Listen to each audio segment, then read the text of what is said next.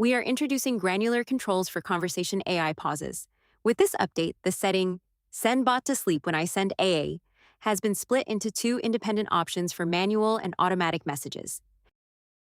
Let's check the changes out.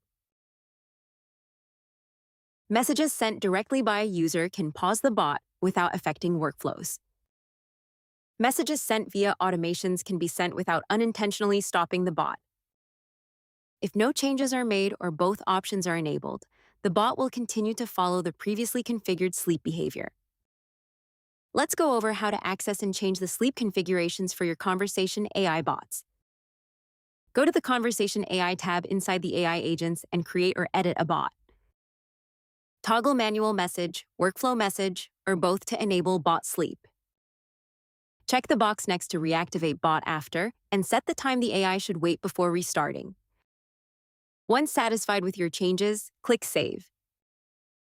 This gives users greater flexibility in controlling bot behavior based on how messages are triggered, improving automation precision and reducing unintended bot pauses. We hope you enjoy it.